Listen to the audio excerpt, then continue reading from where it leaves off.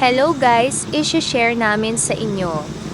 After 4 days ng egg retrieval, so kinailangan magpahinga after ng procedure.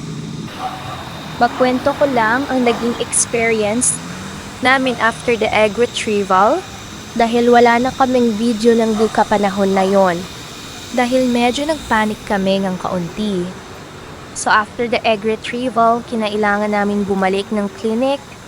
After 4 na oras na nakawit, after operation, dahil nagkaroon ng too much bleeding and hindi makaihi sa pagbalik is, good thing na walang internal bleeding sa loob ng ovary, but nagkaroon ng internal bleeding sa gallbladder.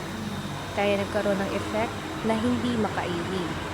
After tignan ng gallbladder, nilagyan ako ng catheter para maibsan ang hindi pag-ihi at pagkatapos ay pinainom ulit ng tubig para matry kung mailalabas na ang ihi after 30 minutes. Good thing na naipilit kong maihi, which is pag hindi ay mapipilitan akong emergency at lagyan ng catheter all day.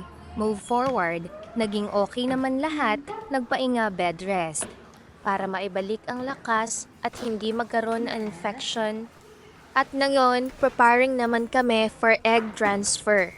Ang procedure na in-advise sa amin is natural transfer dahil ito ay mas mabilis na paraan na hindi kinakailangan na mahabang pag-freeze ng embryo. Sa araw na ito, kukuhanan ng blood para ma-check ang level ng uterine lining para sa kakapitan ng embryo.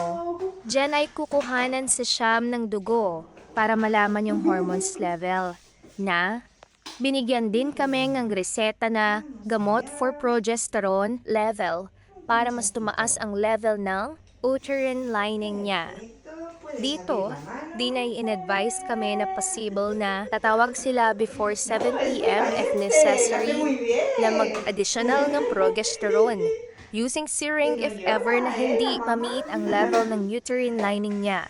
Dahil ang syringe progesterone ay nagbibigay ng instant result for uterine lining. So tomorrow na pala ang egg transfer, kaya more test yung ginagawa namin at yun lang. Tomorrow is the day.